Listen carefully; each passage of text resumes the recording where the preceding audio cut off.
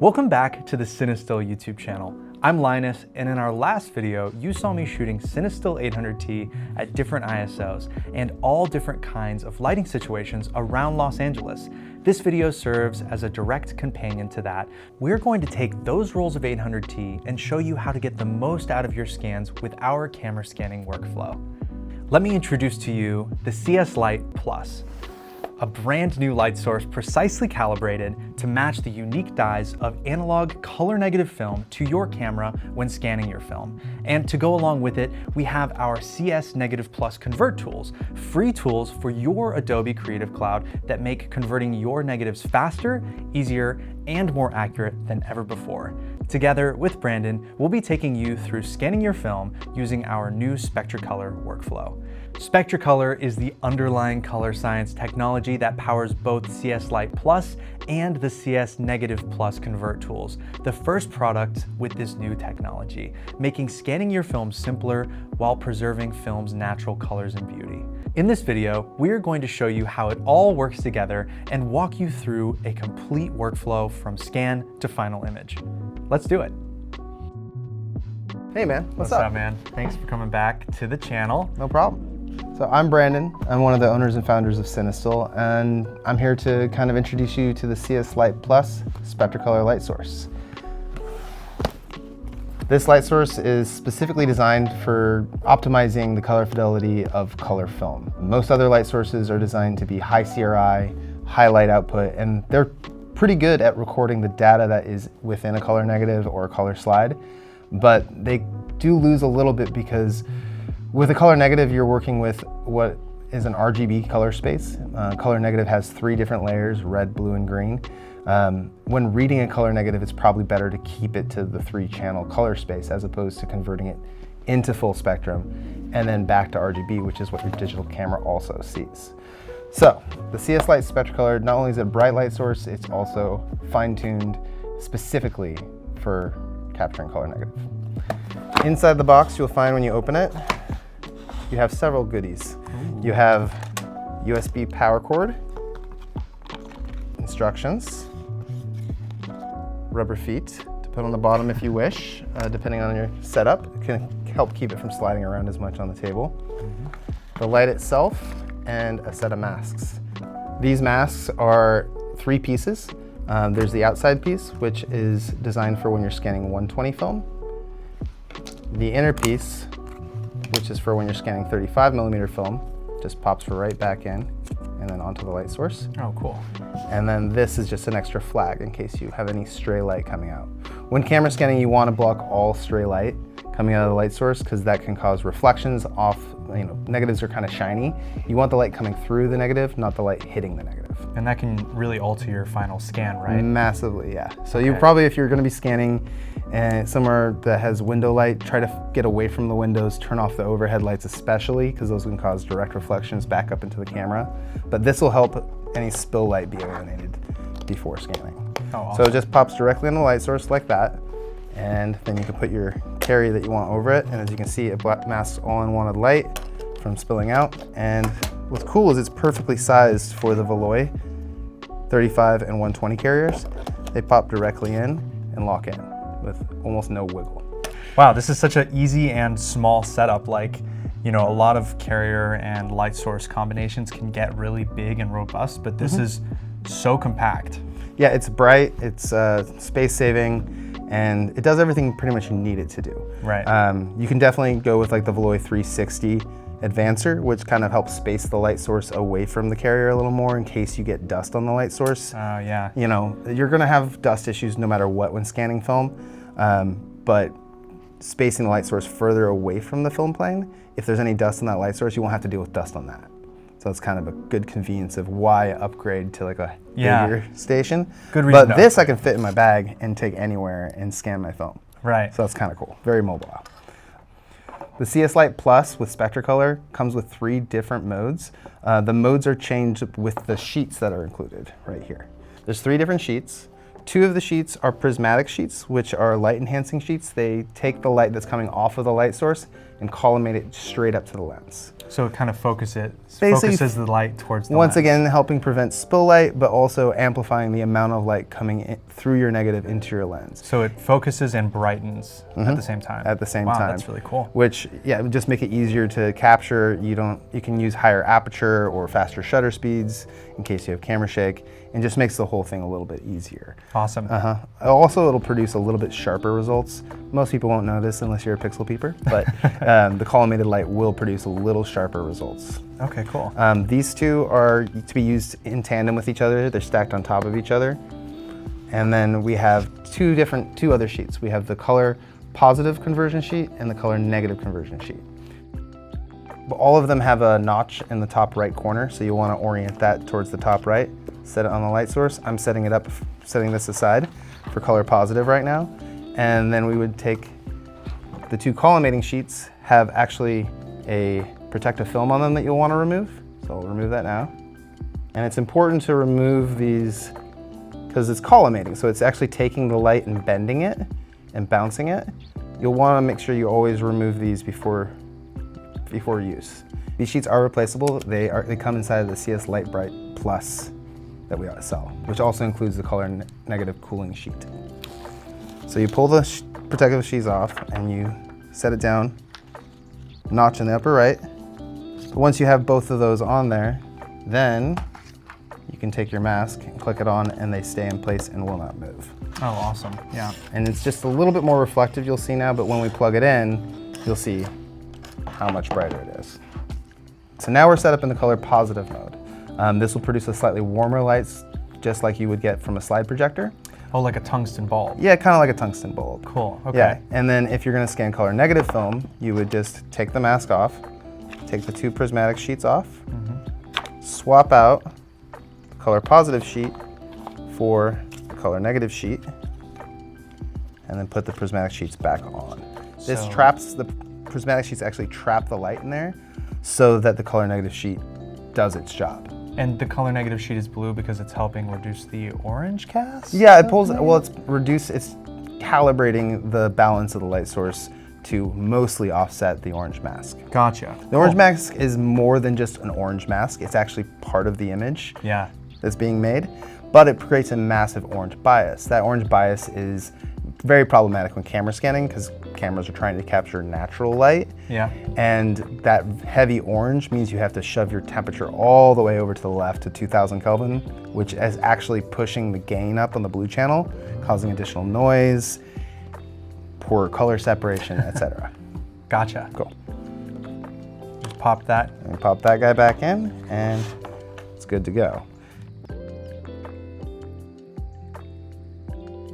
So we've got a couple negatives we selected here from our shoot. The first one we're going to scan is a roll of CineStill 800T we shot during the day of my friend Mika, and we actually shot them at 400 ISO instead of 800. So which is a good thing to do when shooting 800T in daylight. Of course, you overexpose it by a stop and it get more natural colors. More to work with, right? Exactly. And then this other one we shot in Chinatown, and it's 800T, push processed all the way to 3200. Oh yeah, it looks like a good shot. Yeah, I really like these. Yeah, let's get these scanned. So when scanning film with a camera, you're gonna need a copy stand. And it's one of the most important things is to have a good quality copy stand that doesn't shake a lot, and then often either use a cable release or the built-in timer in your camera for like a 2-second delay after you touch the camera because it'll vibrate a little bit is a good call. So right here we have a camera stand. I'm using a Fuji X Pro 3. You can use any camera, any digital camera, and it will work with the CS-LITE SpectraCOLOR and our Negative Plus tools. Beautiful. I'm gonna go ahead and put the little bump on feet on the bottom of the light source. That'll help keep things from sliding around as we're scanning. Because once you frame it all up, it's macro, so you're gonna wanna make sure that it's aligned and not wanna keep reframing. Even the little movement will change focus and composition. Boom. Boom. Cool, I put that on there, turn on the light. Set your camera to auto exposure and auto white balance. Now we got to set up for color negative. Right now it's currently set up for black and white with just the prismatic sheets. So we're going to want to take the color negative conversion sheet and slide it underneath. Put the notch in the top right. You should be able to just slide it right underneath those two prismatic sheets, creating a much cooler light source. Oh yeah, look at that. Yeah. There we go. And then we have our Veloy 360 120 carrier, fits right on top. Make sure we don't have any dust. Good to go. So we're gonna go with the 400 first, right? Yeah, let's start with some daylight stuff. Cool. Let's get it aligned to frame 1. Already looking pretty good. Wow, yeah, look at that. Yeah. And we're gonna wanna focus with our f-stop all the way open. I like to shoot at f8, because it gives you a little more room. All right. There we go. And then if you can zoom in. You zoom in till you find the grain. Yep, find the grain or reflections. Boom, those eyelashes look great. Yeah. Okay, so that's in focus, and then I stop down to f8. And then I have f8, aperture priority, auto exposure on shutter speed, and auto white balance. And that should give us a pretty good starting point with the negative plus convert. Cool. Oh, perfect framed. Perfectly framed right there. A little bit. You hear those rubber feet squeaking a little bit, locking it in place. Look at that perfect framing Yeah, though. looks good. Cool. Now we gotta turn off all the lights. All right. Traditional light panels and digital sensors do not see color negatives the way that they are intended, which can limit your film scan by producing unnatural colors and reducing fidelity. SpectraCOLOR is engineered to separate the color spectrum, fine-tuning it so that your digital sensor sees your negative the way that RA4 paper does in the darkroom.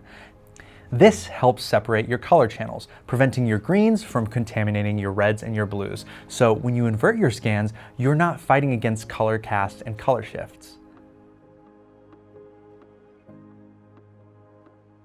So now we got all of the photos moved over into the iPad, into the Photos folder, and I imported them into Lightroom. Okay. So now that they're imported into Lightroom in the Creative Cloud, they're currently uploading, and eventually they will be on my phone and on my computer as well.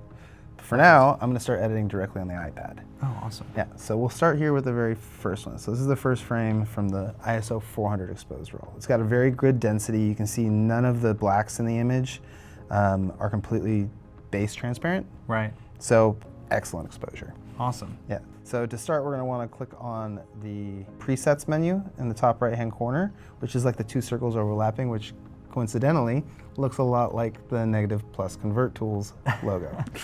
And this is where the tools live. The tools come in 4 different groups now when you download them. Okay. The basic is for basic light sources that don't have SpectraCOLOR. It's also a very basic conversion model. You can see there's only 11 presets in it. The light is intended as kind of like basic, but it's optimized for SpectraCOLOR, so it has a few more models in it and a few more controls. And then the bottom 2 are for more advanced use. So if you're not using SpectraCOLOR, I recommend starting right at the top at the basic convert tools. But if you're using the CS-LITE Plus with SpectraCOLOR, go straight into the light. So we'll go into the light. So it gives you previews of all the different conversions. Basic convert is for white light sources. You can see that that conversion is very yellow. Oh, wow. Yeah. Usually, if you have a white light source, once you invert, that'll be very blue. So this is trying to offset that. Right. And then the light is for the CS-LITE on cool setting, and then the print light plus, or print mode, that's the most accurate way to convert your negative. Yeah. It's really designed to like really look like an RA4 darkroom print. So I like starting there. If I can get it there, you're gonna get your best, highest fidelity results. Okay. But if you can't get it, like 800T in daylight, sometimes you need to go over to the light model because you can't get it warm enough. Gotcha. But we'll start here. It already looks good, but it definitely needs tweaking.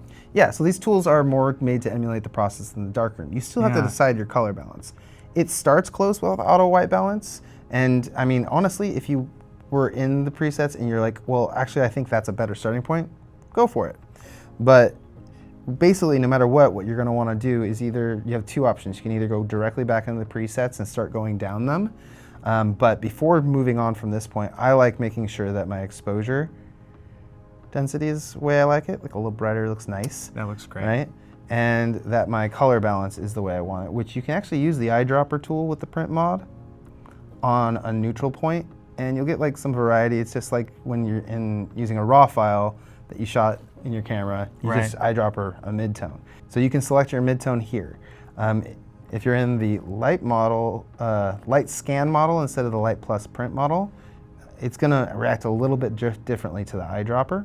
So when you go to color and go to eyedropper and you go to a midtone, it's gonna be much warmer because it's giving that warm bias to help offset because you didn't have a cool light source to begin with. Right. So what you're gonna wanna do is select a more shadow point, and that'll get you, that's a better starting point. Okay. Right? So now we'll go back to my print model that I like better. Yeah, that looks good. There we go. See, just an eyedropper, and that's pretty accurate colors, just to start with. We can warm it up maybe a little bit. What do you think? Yeah, a little bit warmer is nice. She was in direct sunlight. Give it a little more as green. the sun was setting. Everything's a little inverse when you're in the native tools, though, because it's still playing with the negative, as opposed to when you're in the presets, everything will be inverted the correct way. That looks okay, right? Yeah, yeah. So there, now we got that locked in. We can go back to the presets. And the ones with the negative and plus at the beginning are the color models. This is the steps. You notice there's numbers at the front? Yep. So your first step is you're gonna wanna adjust the light exposure, which I already did. I like doing it natively, but you could do it here too. You select it, and then you move the bar back and forth. Cool. Right? Actually, let's darken it here. Why not? Yeah, it looks great right there. Yeah, right up there. And then once you lock that in, you hit done, and it locks it in. If you just move to the next preset, it'll erase what your last preset was. Gotcha. So in that way, the desktop is a little bit faster because you can just keep going through them and adjusting them. I personally, my favorite on the desktop is to use Bridge and then open in Camera Raw, but some people prefer Lightroom. Lightroom's nice because it more engages the cloud. So. Yeah. And then next is after you set your exposure, you're going to want to adjust color, which we have two different models for that. One, which is based on auto white balance, which would be this one. And then you click and you can move it right and left. Oh, wow. Until it gets to where you want, which that's pretty good. Yeah. The other model is manual, where you select it, and then you eyedropper, and then you come back, which we've already eyedroppered, and you can warm it up or cool it down here. This is kind of like it's like an auto mode.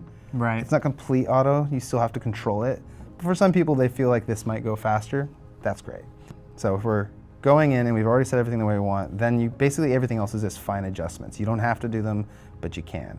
So if we go to color temp, manual fine adjust, that adjusts the color temperature only. Okay. And then tint, adjust the tint only, magenta to green bias. Instead of going magenta by sliding to green and green by sliding to magenta, you just use the slider that's not. Yeah, so like color temp, when I go to the left, it's gonna get cooler now. And when I go to the right, it gets warmer, which is the native way. But that's all optional. If you want to use the native tools or you want to use these fine adjust tools, it's up to you. This is the 85 warming filter, correct? Once again, 800T in daylight. Sometimes it's needed, but we got a good SpectraCOLOR scan, so we don't need to. But also, you can always use this to add it in a little bit, warm it up a little bit. Yeah. It behaves a little different than temperature does. Right. Because it's acting as a filter would on the lens. Next ones, the ones that say color, are more advanced modes. So right here I can adjust just my shadows. If there's like a green cast in your shadows, sometimes that'll happen. Like if you're shooting an open shade with grass, all the shadows will reflect green into the shadows, and this will let you help eliminate that. Don't need it on this one. And then this one is actually really, really helpful. This helps adjust the red curve on film, which can be really thrown off by a lot of different things. Expired film, the red channel is the first to go. Anytime you have a processing issue, push processing is one, because you're intentionally push processing your film, but it's still causing an issue. The film wasn't designed to be that way. Sometimes your red channel gets shifted a little bit. So what this does is it brings reds back into the shadows as you go to the right and takes them out of the highlights. So if you ever have like really pink highlights, this is a good tool to kind of drop those pinks a little bit, which I kind of like the pinks in this. Yeah, I do too. I think it's about right. But we can just turn it down a little bit just to see how it looks. Yeah. Looks good. And once you got that set, you can lock it in by hitting done and then go back to the tools. The last thing we have is we have our tone curve that we can select. There's 3 different tone curves: neutral, standard, and vivid. So standard is where we start. Neutral has a much more neutral cast. Very flat. And then vivid is extremely rich. Ooh. Not so great for skin tones usually, but this looks pretty nice. That looks wonderful in my opinion. You like that? Yeah, I really like that. So it adjusts the color. It basically adjusts the color model to enhance colors or reduce those colors if they're too much for you. And you can adjust it, and it's kind of a contrast control, but we call it tone curve because it doesn't fully drop your contrast. It just enhances the contrast. It's mostly the contrast happening in the mid-tones and color saturation as opposed to blowing out your highlights and shadows. So let's go. Looks beautiful. Take it down a little bit from natural, from where the standard is, and it looks pretty nice to me. Like yeah, that? It looks great, yeah. Cool, let's lock it in. And then the last thing that I like to do, and why we put it at the very bottom, is double check your density. This is neutral density fine adjust. It's not the same as exposure adjust. This is just moving your neutral point. Kind of like if you were to bring up levels in Photoshop, that center gray point, you're just darkening and brightening that. You can't blow the highlights. You can't block the shadows up completely. There's still information everywhere. Wow. And so this is like one last fine tune if you want. And then lastly, the inky black slider. It locks in those blacks and lets you lighten the blacks or bring them all the way down without adjusting any other part of the image. Wow, so probably gonna come in handy on the push process film. Yeah, for sure. In any underexposed images, you get it to look exactly like you want, but that grain is coming up in the shadows. This helps lock it down. So, but I think it looked good already, so we'll just do it like that. And then now that we've adjusted one image, you should copy the settings. You can just copy it to all the others? Yeah, so if we hit the ellipsis at the top, you can do copy settings. And what you want to do is you want to select everything, right? Okay. So we have to go all. And obviously, you don't need to copy the crop. Right? There's things that you can omit, but it's really important that you copy all of the light, color, and masking all the way down to the bottom, because a lot of our adjustments are actually happening in masking, as you can see there. Yep. Those are the fine adjusts. Neat. If you want to look under the hood, you can see what's going on. The presets just control those masks. Gotcha. So you have to copy all of those, and once you copy those, then we should be able to go back here, select multiple, boom, boom, boom. Actually, I think I can drag, yeah. And then I should be able to just apply them, and they'll already have all of the, basically our custom color model we just created will be applied to all of those, and then we can fine tune. And always do replace, not merge. Oh, I already see them popping in, looking good. If I had a newer iPad, it would be even faster. And look at that, you can really see there where the ones with similar lighting situations really copied over well. Perfect, yeah. And then there's two images here where I shot Mika in the shadows with the sun behind her head, and naturally the color temperature is exposure was probably tweaking. a bit different too. Yeah. The great thing about it is it's working in RAW, it's non-destructive. Right. So you can always come back to the image and make more adjustments. So these ones, like, okay, close, but not quite. It still looks cool. Yeah, I can work with what I got right now, but if ever I just want to reset the color model, I can go back here and just click the color model, and it resets everything in the color model. Gotcha. And then I can go into color, eyedropper. Let's find a, there's no real middle grays here, so we'll just go closest thing we can find. Got closer, and I can start tweaking. Ooh. Seeing it come together is always nice. That looks pretty good. Maybe adjust the brightness a tad. Yeah, let's bring the brightness back up a little bit. Oops.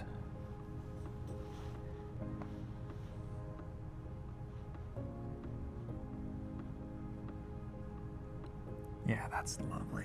Basically, these tools put the photographer in control of how they wanted their images to look. A straight scan would have made this image look very cool because it was shot in open shade. Right. With tungsten balanced film, so very cool. But this is tungsten balanced film in the middle of daylight. Yeah. With no filter on the front of your lens, which is something that I think is really important for photographers to know. Like if they're shooting CineStill 800, you can get natural colors. Yeah. Exactly. If you're shooting CineStill 800T during the day, you can absolutely do so with no warming filter on the front of the lens. And with a white light source, we wouldn't be able to get here without going into the curves, which is what a lot of the other software does, and just over enhancing it to try to pull that color back. Yeah, especially with 800T, the SpectraCOLOR really, really helps you get a much better starting point with higher fidelity that you can do a lot more with the negative after capture. So we really love this one. Once again, let's go ahead and copy these settings because you took 2 in this light, right? Yeah. And make sure we select everything. See, masking is not selected, so I would just do select all. And the only thing I'd really ever want to remove would be the crop if I want to manually crop each image. If you had already cropped and yeah, if you'd already cropped. I haven't cropped, so it would be fine, but yeah. And so then let's paste them onto this one. Replace. Bing. Boom. Done. Easy. Oh, that's good. Yeah, that looks great. Really good. Yeah, I like that. Cool. And I guess I could point out there's one last thing. There's a ton more color models down here that start out with different saturation points that you can use. Wow, yeah. One, Vlog is a good one. This is a good example. It produces a really flat image in case you want to do additional post-editing of difficult to scan films like Phoenix or experimental films or cross-processing slide film. This gives you a much better starting point. So yeah, there we go. Oh, these look great. Yeah, that one's awesome. Nice. Love it. Cool. Now, let's see what happens here. I'm just going to paste the last settings I had. All right. This is the push roll. They should be... So you can see the base density came way up because when you push film, it not only brings up the midtones and highlights, it also brings up the base density. Right, yeah. So let's just eyedropper it, right? Where's it? Color. Bet you that eyedropper will get us pretty close to where we want to go. That's the idea. Boom. Looks great. Right? Underexposed push process. It brought a lot up, but it didn't bring up stuff that just didn't expose on the film. Yeah. That's why you have a little bit of a more grainy base. Right. So now I'm like, okay, now I want to increase the contrast. I can either go into here and then go back up to my light mode because it's just a little simpler, the basic and light modes, because there's just less options. It's not as overwhelming. Right. And I can switch the tone curve. So like this is at night. Do I want to go super saturated or neutral? Let's see. That's vivid. Let's try neutral in this one. Ooh, the right? neutral looks nice. It helps, especially when you push film. It can get a little bit more color casty. Yeah, color shifts. You'll get a so crazy the neutral shift. is actually probably the easiest mode to get your color right in because things just go neutral.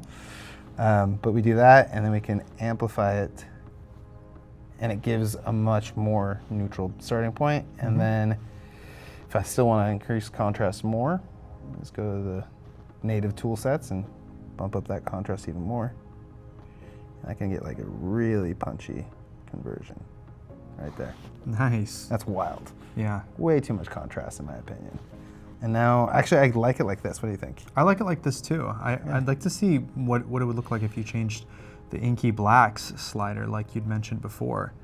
Just locks those blacks in. Oh yeah, look at that. Maybe a little too much, let's see. Take it back. Yeah, see, it really does a great job of locking in that black point without blocking up or losing any detail. Yeah, wow, it's really amazing to see just the... I think like that. Yeah. That looks great. There we go. Let's copy these settings. All of them. Then we'll paste them in this one. Probably could brighten it a little bit. We're just going through real quick just to check them out though. Yeah. Ooh yeah, it needs to be a little brighter. Wow. Whoa, that one's crazy. Let's go back to neutral.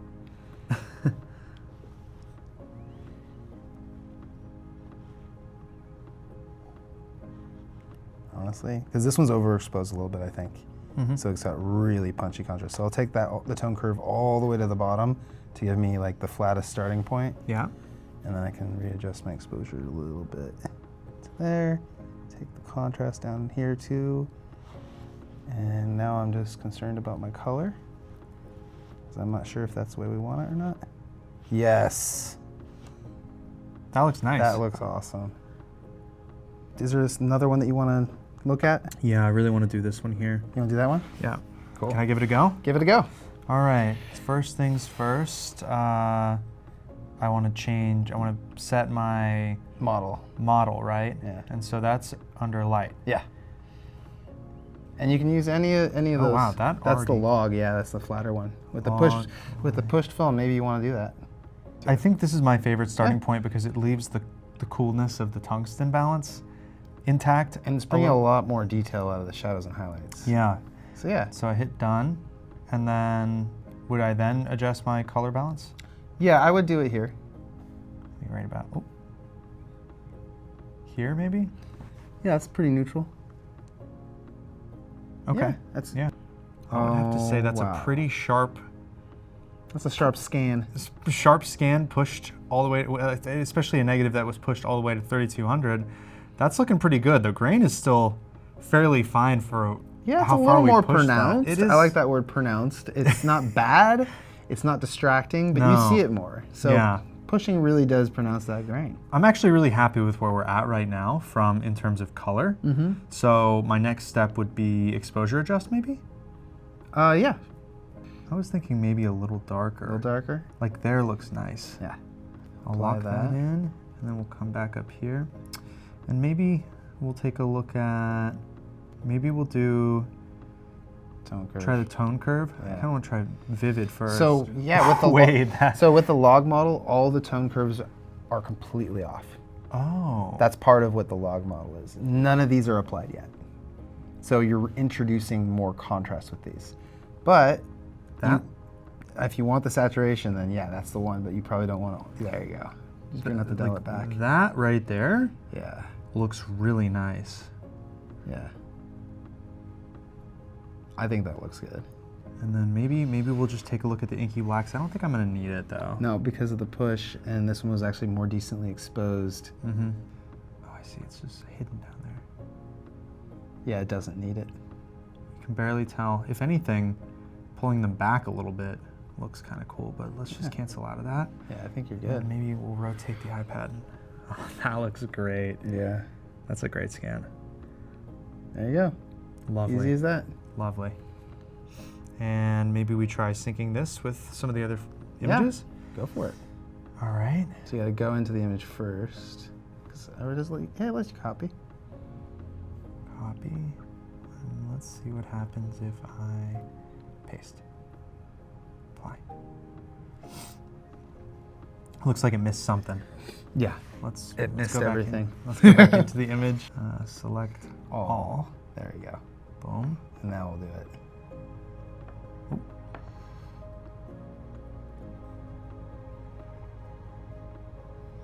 And paste. Replace. Yeah. There we go. It looks like they're going to need a bit of adjustment. Yep. Based on each image was exposed a bit differently. Very differently, yeah. So. That looks good.